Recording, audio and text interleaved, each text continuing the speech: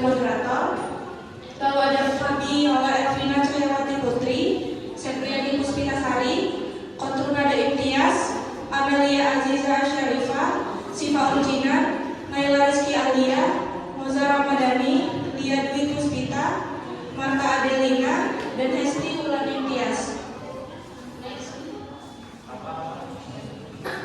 Selanjutnya outline ada latar belakang, tujuan, manfaat, metodologi, pembahasan, dan kesimpulan. Latar belakang, somatic gen terapi adalah pendekatan modern yang memodifikasi gen sel somatik untuk menargetkan mutasi penyebab kanker tanpa mempengaruhi garis keturunan, menawarkan keunggulan dibandingkan konvensional melalui teknologi seperti CRISPR.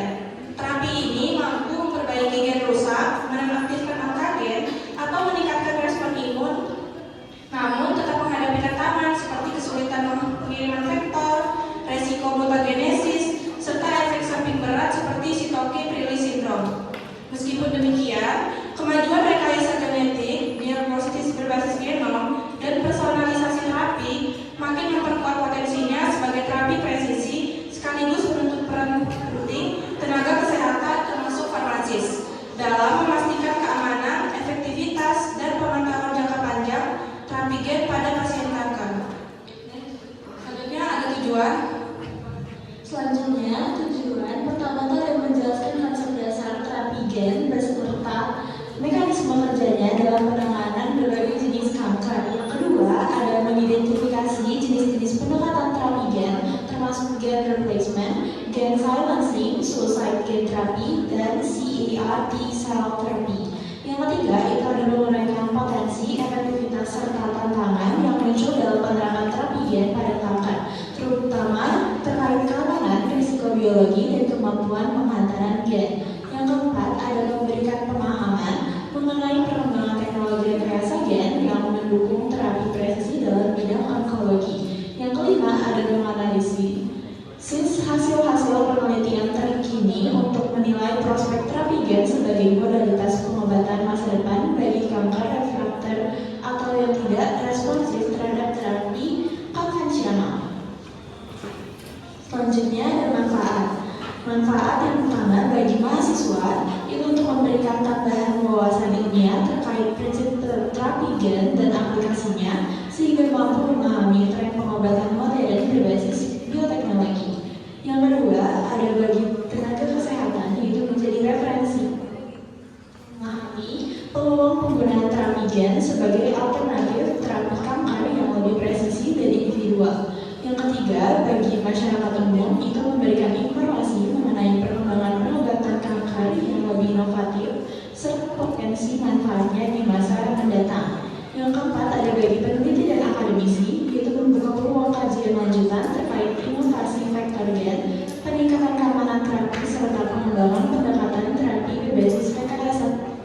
Yang kelima, ada bagi pengembangan kebijakan dari institusi kesehatan yaitu memberikan gambaran menyeluruh mengenai prospek terapi gen bagi kanker sehingga dapat menjadi landasan dalam merancang strategi penelitian dalam bidang biomedis.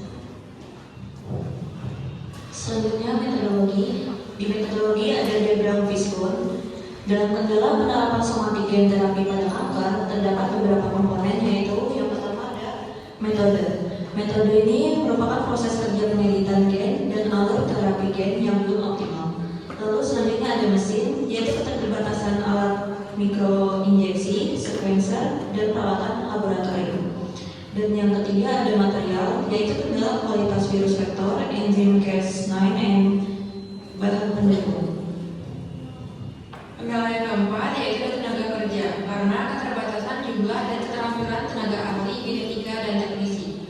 Kendala yang kelima yaitu lingkungan, infrastruktur laboratorium terbatas, dan kondisi terkontrol yang belum memadai.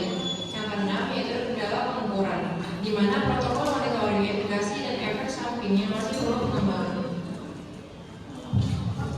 Baik, selanjutnya kita akan masuk ke bab pembahasan. Di sini kami akan membandingkan jurnal lama dan jurnal baru. Yang pertama ada disiplin ilmu. Untuk jurnal 1, Gen Therapy in Cancer di 2023, Fokus utama dari jurnal ini adalah studi molekuler dan modifikasi genetik yang menjadi dasar inovasi dalam bioteknologi medis. Yang kedua, menjelaskan hubungan multidisiplin antara genetika, farmakologi, dan imunologi. Yang ketiga, menggunakan pendekatan eksperimental. Dan selanjutnya, untuk jurnal kedua, imunoterapi dan terapi gen tumor otak pada tahun 2024 yang berfokus pada sistem saraf pusat khususnya otak serta gangguan-gangguan saraf melalui pendekatan neurologi dan neuropatologi. Yang kedua, menyoroti peran imunologi klinis dalam interaksi sistem kekebalan dengan jaringan saraf. Yang ketiga, pendekatan multidisiplin yang melibatkan biologi molekuler dan genetika yang menggabungkan ilmu dasar dan klinis.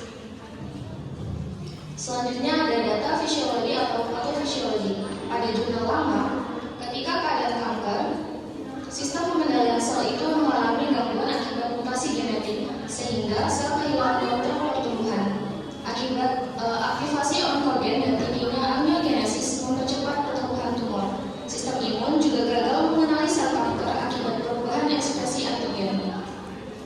Pada jurnal terbaru, ketika tumor otak itu menciptakan kondisi imunosupresif, membuat sel T kehilangan fungsinya dan menghambat masuknya obat sehingga terapi gen dan imunoterapi sulit bekerja dalam optimal. Lalu yang selanjutnya, perbandingan etiologi penyakit. Pada jurnal pertama disebutkan oleh mutasi genetik pada onkogen dan gen penekan tumor. Gangguan mekanisme perbaikan DNA dan apoptosis membantu perkembangan tumor, lingkungan mikrotumor. Lalu pada jurnal yang baru, etikologi lebih kompleks, seperti mutasi gen, usia, paparan lingkungan. Lingkungan imun otak yang terbatas berkontribusi pada terbentuknya tumor. Lalu glioblastoma memiliki heterogenesis tinggi sehingga sulit diterapi. Lalu prinsip terapinya pada jurnal yang lama, terapi gen pada kanker fokus pada modifikasi gen kanker, faktor virus dapat dikombinasikan dengan kemoterapi, radioterapi, dan imunoterapi. Lalu pada jurnal yang baru, tumor otak menggabungkan imunoterapi, tantangan utamanya adalah hambatan blood-brain barrier. Terapi difokuskan pada modifikasi sel imun.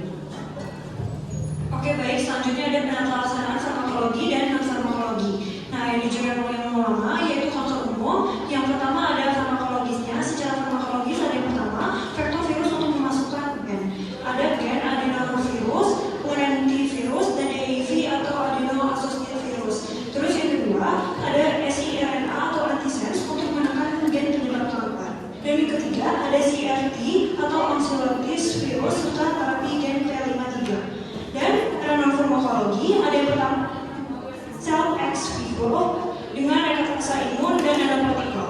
Terus yang kedua ada kombinasi peptoterapi dan kemoterapi untuk meningkatkan efektivitas. Dan pada jurnal baru atau tumor otak ada yang pertama farmakologi, yaitu yang pertama ada checkpoint inhibitor atau CRT khusus glioblastoma dan vaksin tumor. Dan yang kedua ada terapi gen yang dikirim lokal ke tumor untuk menekan BB atau blood barrier brain. Dan yang ketiga ada kombinasi dengan termolumase untuk meningkatkan sensitivitas dari tumor. Dan secara non farmakologisnya, yang pertama ada pembedahan untuk mengurangi beban tumor. Dan yang kedua ada radioterapi pasca operasi. Dan yang ketiga ada teknik BBB disruption atau menghancurkan BBB itu sendiri dan penggunaan stem cell untuk sebagai pembawa gen. Baik, selanjutnya ada kekurangan dan kelebihan dari masing-masing terapi dan masing-masing pengenalan yang sudah dibahas. Yang pertama ada jurnal pertama yaitu kelebihannya adalah lebih tepat sasaran dan langsung menyasar sel kanker. Lalu yang kedua beragam opsi strategi pengobatan dan yang terakhir adalah kemungkinan dia bergabungkan dengan pengobatan lain.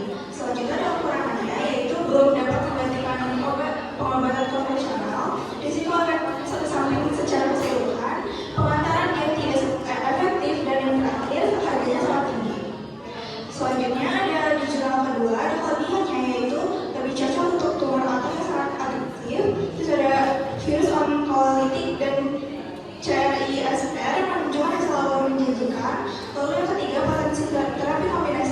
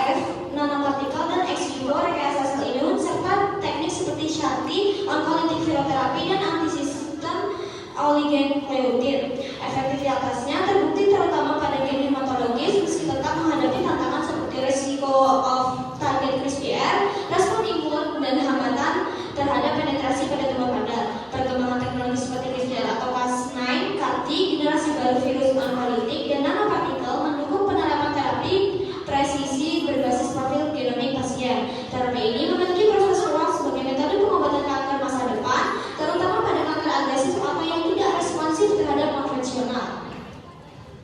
Baik, berikut saran untuk penelitian mengenai somatic gen therapy. Penelitian mengenai somatic gen therapy perlu terus dikembangkan dengan fokus pada peningkatan keamanan dan presisi teknologi seperti CRISPR-Cas9 serta pengantaran yang lebih efektif dan minim risiko. Diperlukan juga peningkatan fasilitas laboratorium, pelatihan tenaga ahli, dan kolaborasi multidisipliner agar terapi ini dapat diterapkan secara klinis dan lebih optimal. Selain itu, studi lanjutan mengenai kombinasi terapi gen dengan imunoterapi atau terapi konvensional diharapkan dapat menghasilkan efektivitas yang lebih tinggi, terutama pada kanker yang resisten dan tumor padat. Dengan dukungan riset berkelanjutan, somatic gen terapi berpotensi menjadi pilihan terapi kanker yang lebih aman, presisi, dan terjangkau di masa depan.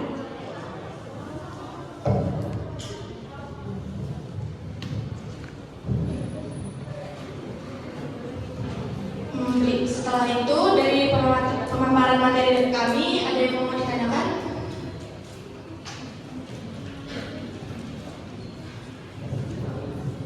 Baik, izin memperkenalkan diri. Nama saya Sandika Raffi Sandro dengan NPM 2518631043. Izin bertanya, mengapa terapi gen dianggap lebih efektif untuk kanker dibandingkan kemoterapi? Cukup, terima kasih. Baik, izin memperkenalkan diri. Nama saya Ibu Nurbilasari dengan NPM 2518031023. Izin bertanya, bagaimana blood-brain barrier BBB jadi penghambat terapi gen pada tumor otak? Terima kasih.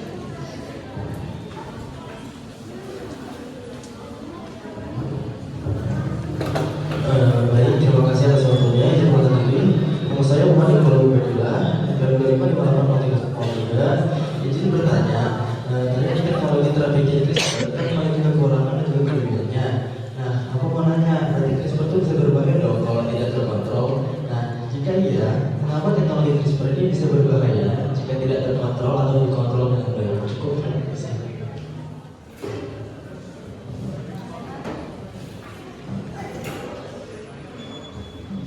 Izin menjawab pertanyaan dari Ivi, kenapa blood-brain barrier ini bisa menghambat pengobatannya. Jadi blood-brain barrier ini itu kayak tembok pelindung di otak kita. Jadi karena dia itu seperti tembok, maka obat atau vektor terapinya itu bakal susah masuk ke tumor otak. Cukup, terima kasih.